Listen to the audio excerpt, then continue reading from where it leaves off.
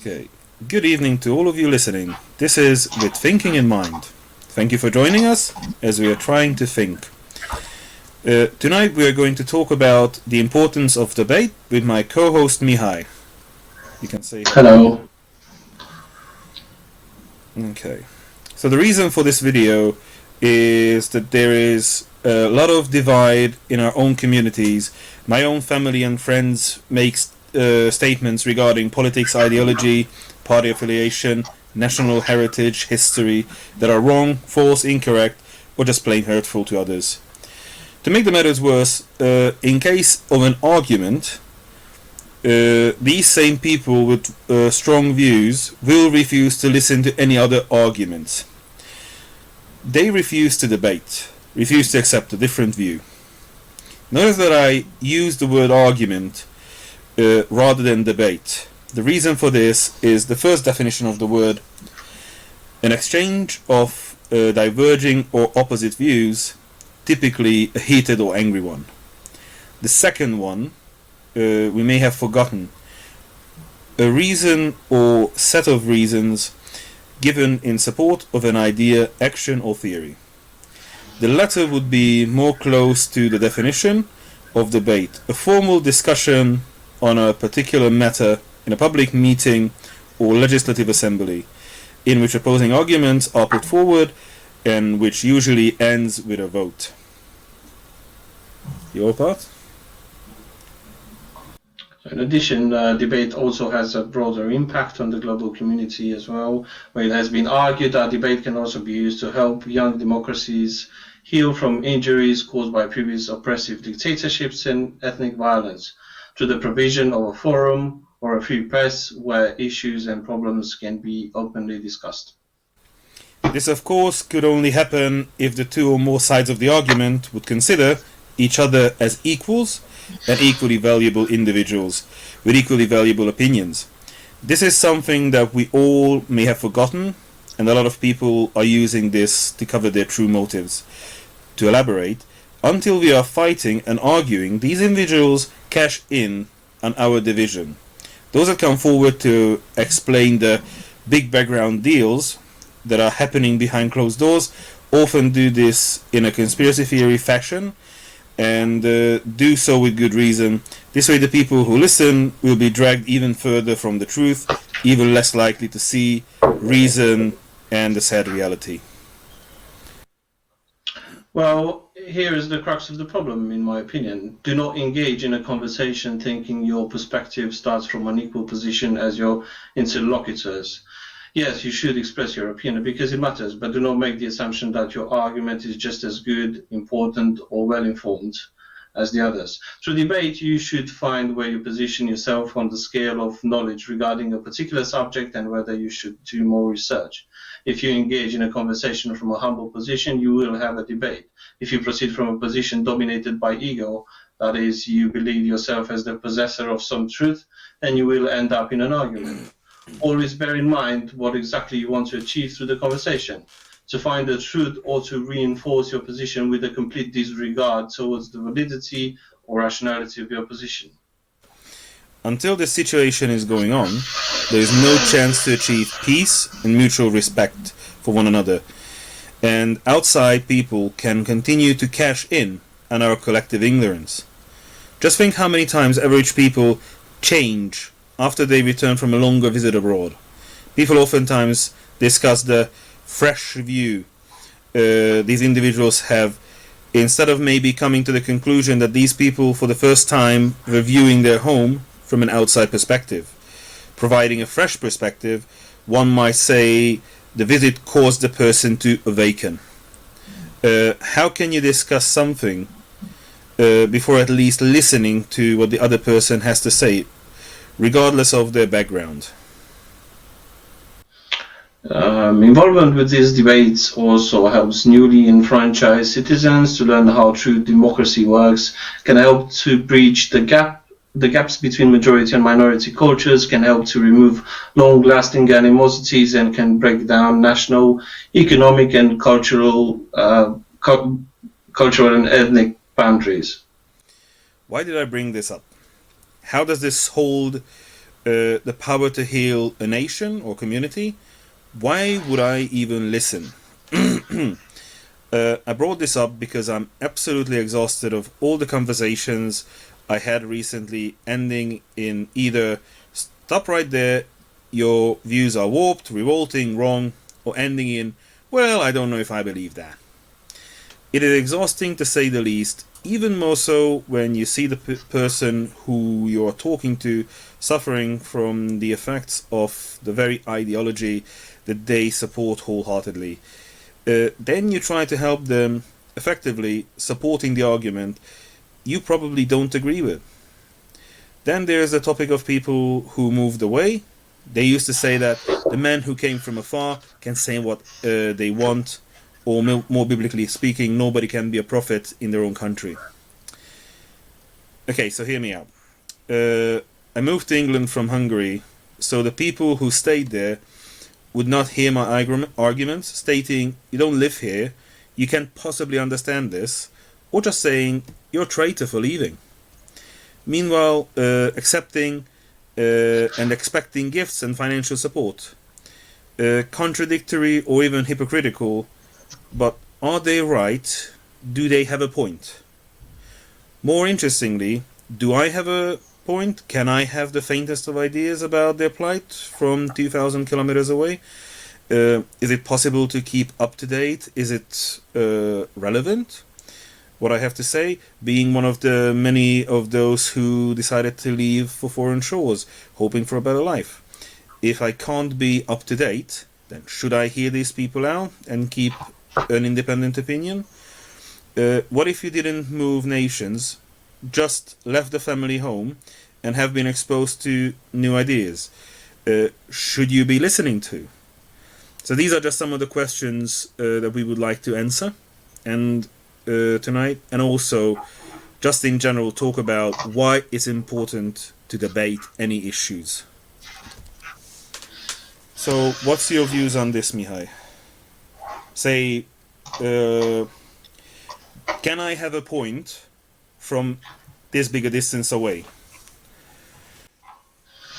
Yes, I think you have a point, because you have experienced two different cultures and ideologies at the same time, because I think that each country, through its own culture, has its own ideology and its own way of seeing things. So then you would have a term of comparison when you engage in a discussion. So I think you can bring reach new elements or reach area of questions that can be relevant to the discussion. And what about what the people say that so like in Hungary they love saying this thing when they don't agree with you, that, you know, well, you're a traitor anyway, you left the country. You didn't stay here to suffer the same fate we're suffering, so, you know, why should we hear you out?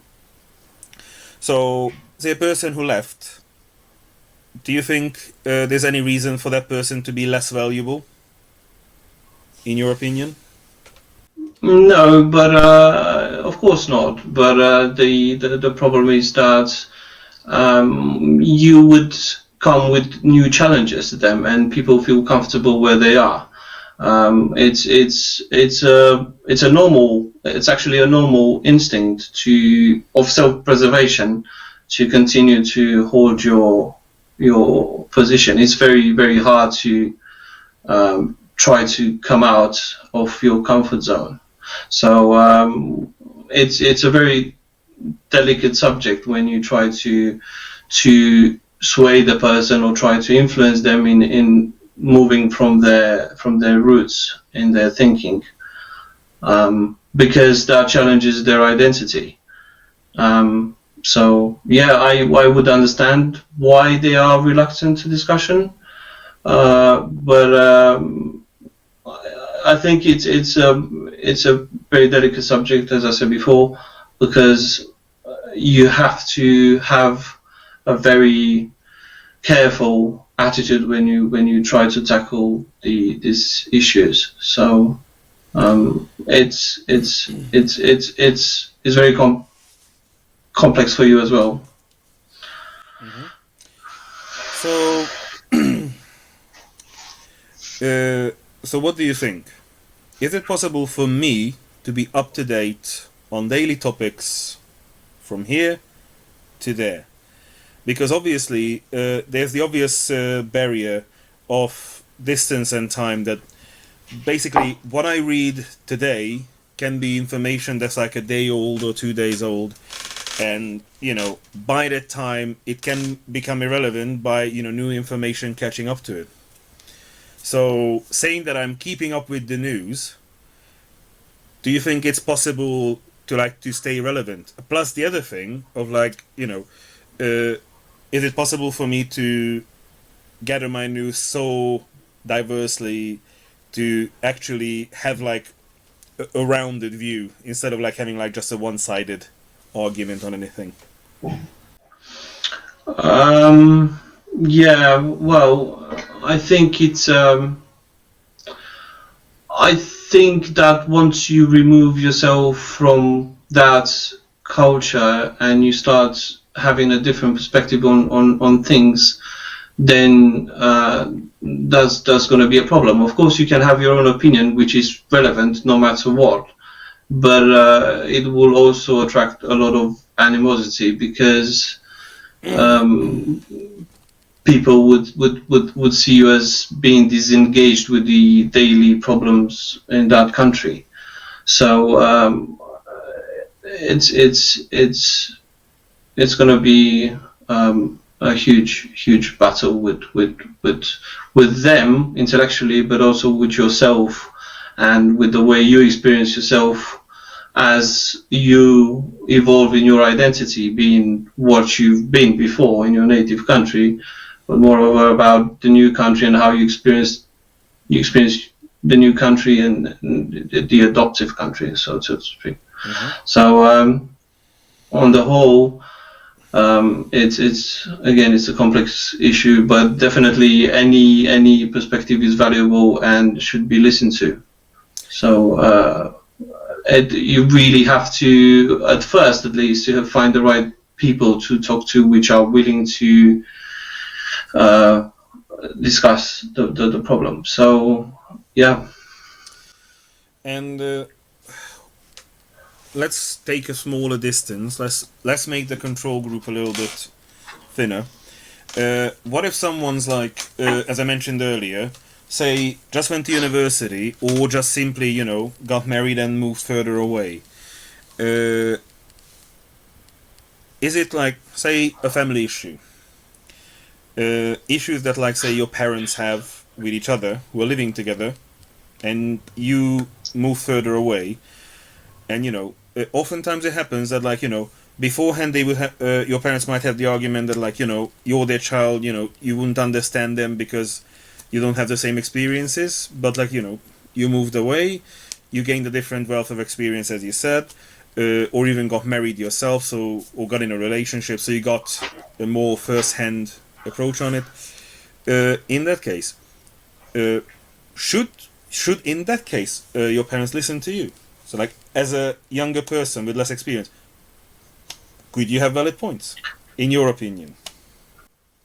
Of course, you could have valid points. Well, the question is, are your points valid in their eyes? Yeah.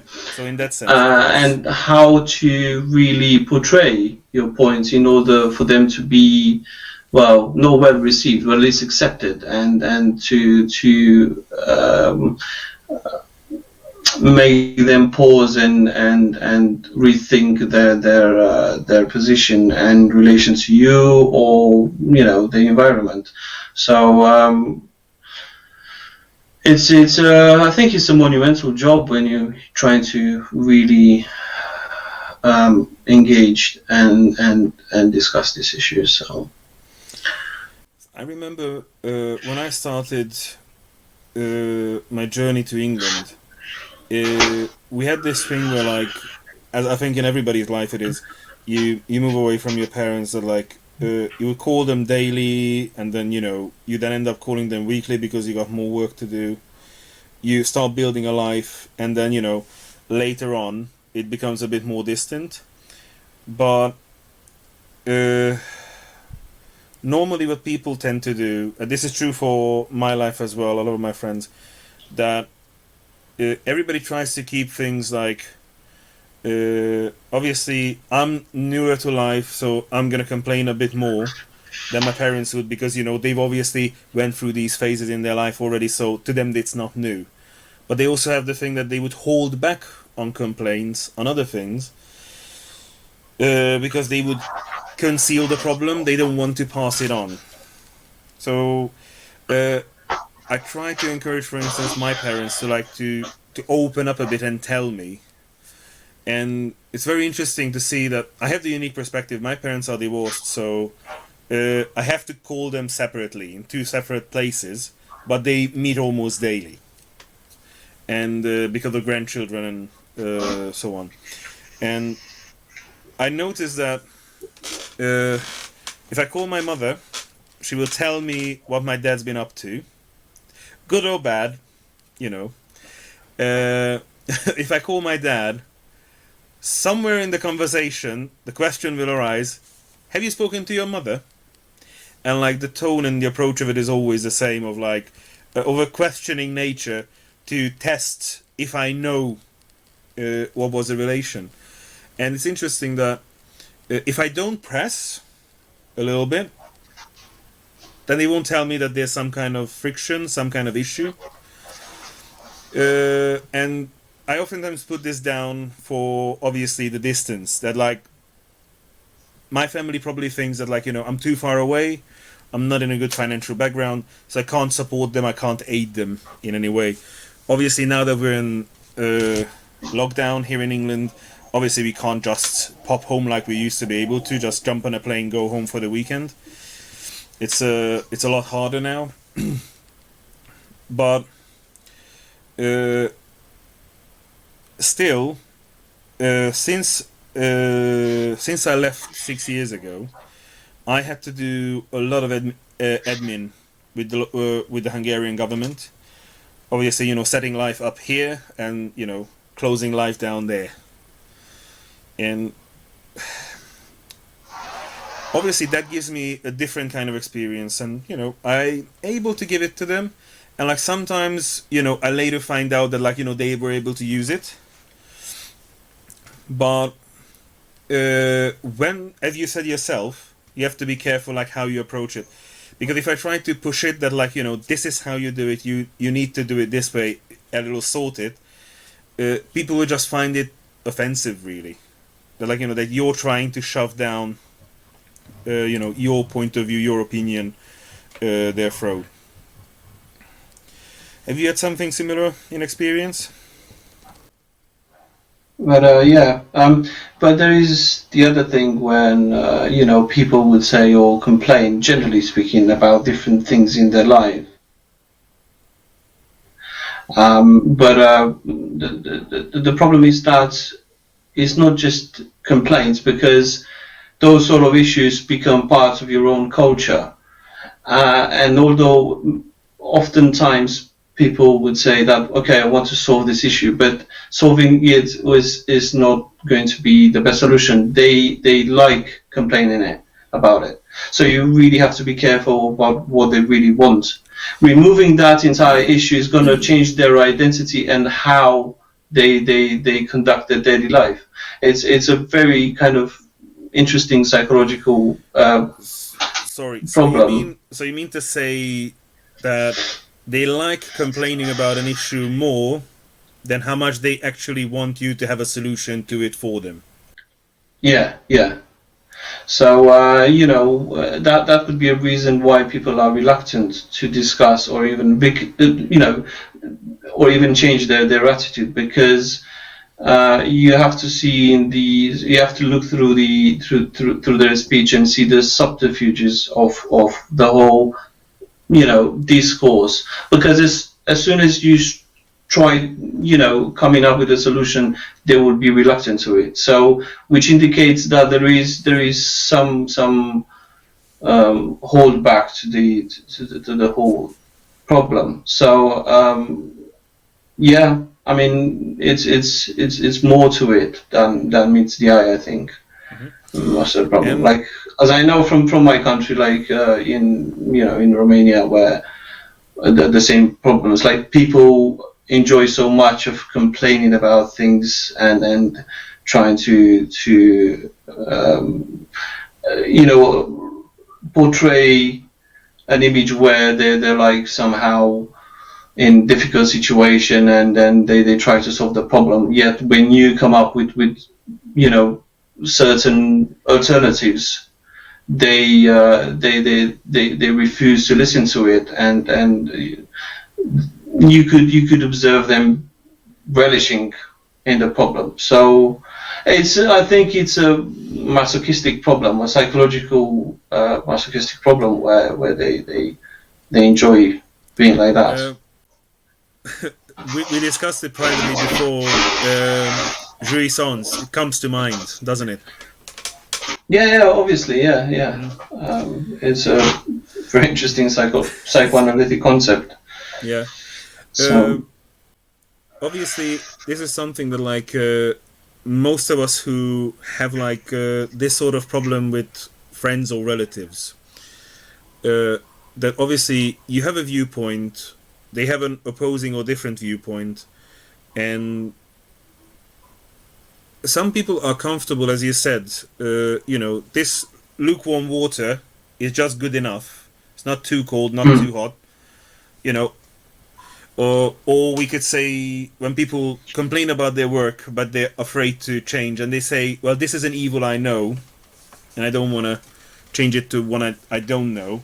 Same thing, but if people are voting, and like with this one I'm trying to get into the other part of our introduction of people. Like, Hungarian people have like the main topics they love to fight about is obviously politics, history, and of course football.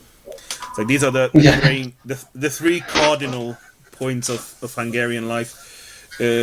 You step into either a pub, you can step into a lecture hall, you can just bump into people in the park talking, into family conversation. I took my wife to Hungary first time, and we went to visit my dad and my grandparents, and we were not even debating, we were just discussing football in Hungary, just plain and simple, not even arguing about it. And my wife's sitting there not understanding the language, and after like 20 minutes we turned to the side only to see that she's sitting there in utter horror, because to her it looked like that we're fighting each other. yeah, And that was the first time I realized that, like, yeah, we don't know how to debate in a family setting. yeah, So like so I know that like if I meet people who are like, say, an individual, that's almost a stranger to me, or if I meet someone like, it's like some of my old teachers, they obviously are used to debating different viewpoints, or like a Right. stranger just simply out of courtesy will hear you out, and if nothing else will courteously just say, well, I don't think I want to believe that, or like, that's a bit too much for me. So something along those lines, but yeah. That because they feel uneasy about it. yeah. Obviously, the other thing is, what's important about debate is I don't have to change anybody's viewpoints. I don't have to change what they believe, because at the end of the day, I could just as well be wrong, or both of us could actually be correct. Yeah, yeah. So like, So that's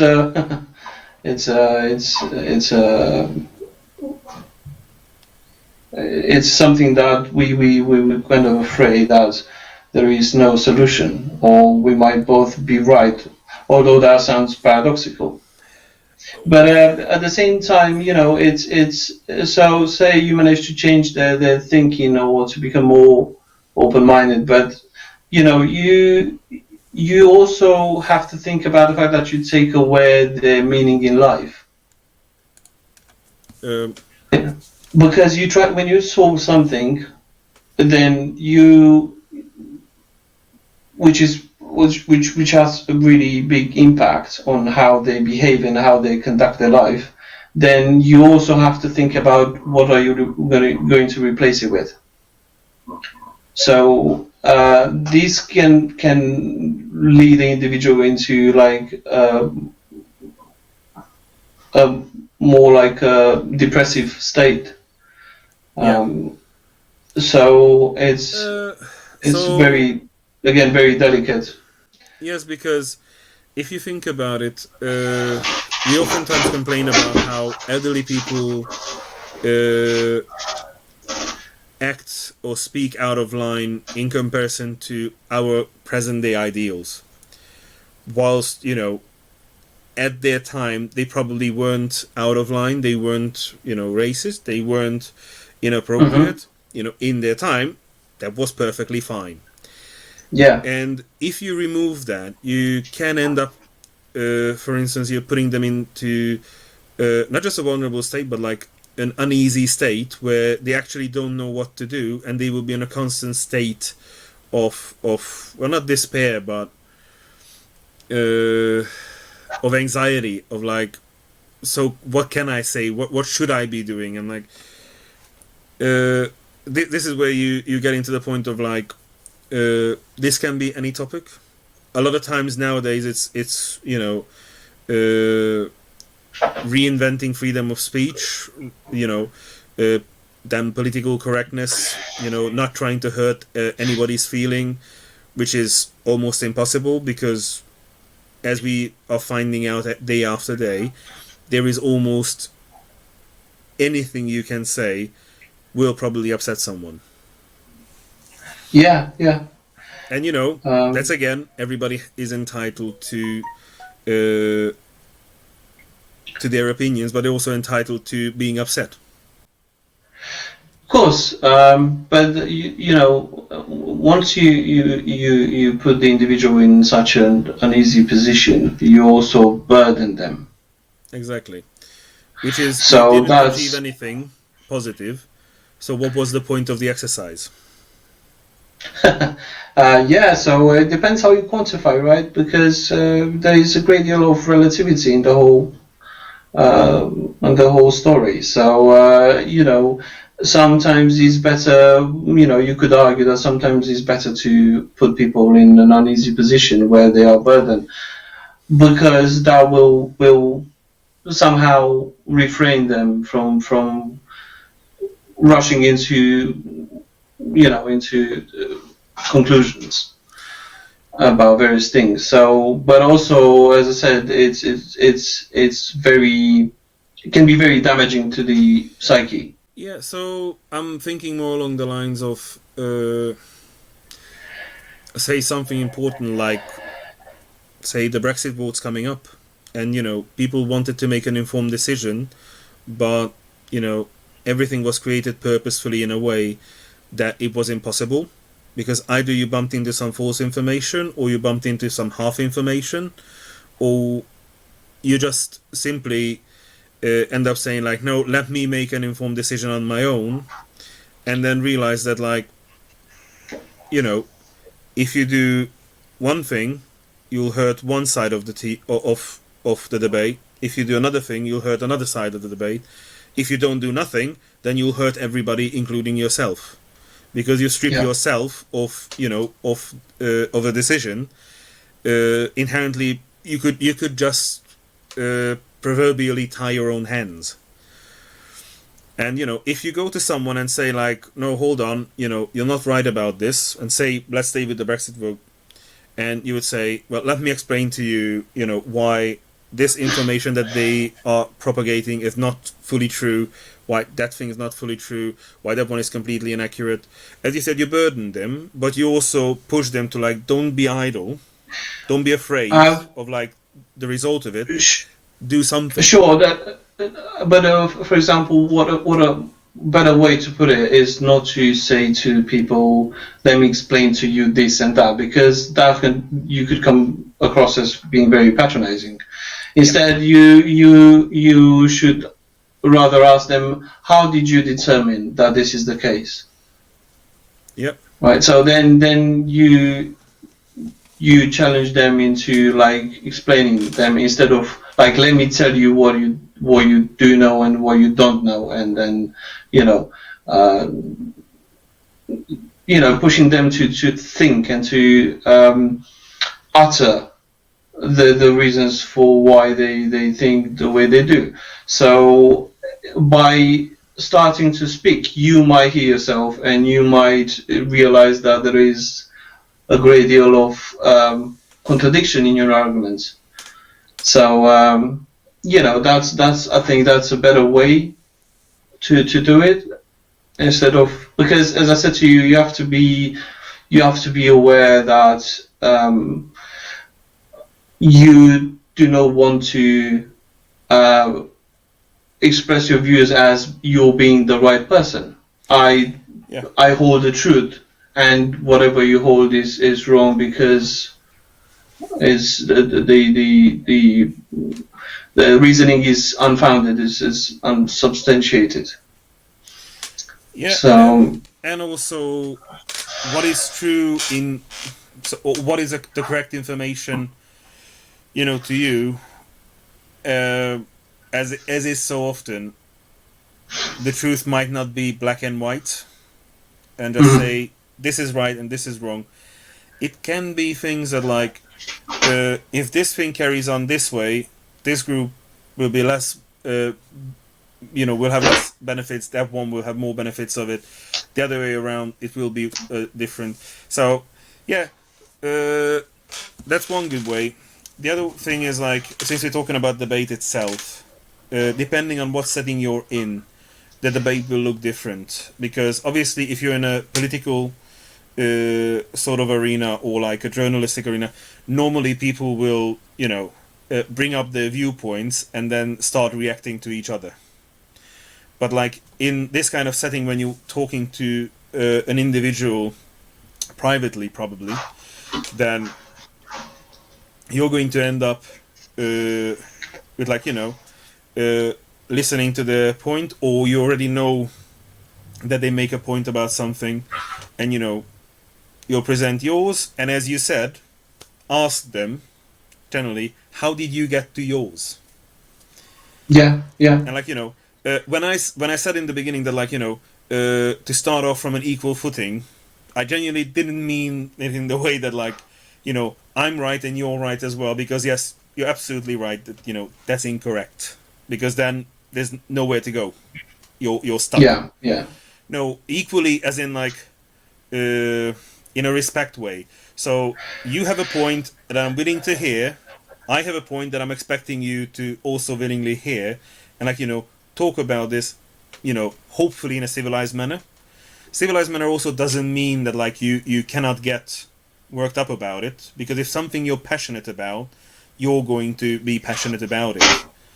It's not in human nature that, like, let's be very civil, and, like, we're talking about something that will affect millions of lives for, like, 15 years ahead, and, like, let's be calm about it. That just doesn't work. Yeah, I totally agree. So, another thing that I brought up earlier is my second favorite, sports. So, how does... so let's say in your family, is football a thing for you guys? Yeah, it definitely was, because I grew up with two older cousins, one with 9 and one with 11 years older than me. So they used to watch a lot of football. Hence the reason why I am not a big fan of football. Well, I'm not a big fan at all, so I can't stand it nowadays. But obviously there was a lot of it was a lot of fuss about football and football teams. I remember one story my granddad used to tell me when he was young. So like this was like 40s, late 40s. He said that like there was the two rival villages had ended up against each other in the football tournament of the county tournament, in the qualifiers or whatever, and most of the village got onto the train, got over to the other village where the match took place, and like obviously there was no single chance of like the match ending in total agreement who won. And he told me that like regardless of like who won or who lost, they ended up with the people of that village formed an angry mob and slowly had our village's people walked back to the train station and onto the train. And the most beautiful part of it is one of the older gents from my village stood with the other village's crowd, was spitting bile at his own village people, so he doesn't get beaten up. He walked down to the station with them and just boarded the train like nothing happened. Yeah. And I think that's an interesting concept in the debate of like, well, that side looks like it's gonna win, let me join them, and then just come back to mine. Basically, I never changed my opinion, but I created for you that kind of situation where like, yeah, I completely agree with you, and then just walk away from it, which is, brilliant. But I think it's like, if you don't want to have an argument, or you don't want to have a debate, or you don't want to discuss your point, then just literally walk away from it, instead of like keep switching sides, because then I think on the one side it's a little bit rude, but in all fairness, it's really time wasting for everybody, because then I wanted to have a conversation about it, but you're not taking you're not taking me seriously. Whilst if you look at the two teams, the audiences that they just simply went with, they started the debate rather harshly, saying like that goal was a foul, I think you call it, or like this one was a foul, and instead of like just settling that like that's what the referee said, that's what we're going with, or simply saying just remove both of the goals and rematch or something. Nope, they went with there's more of us, we got more pitchforks, we win.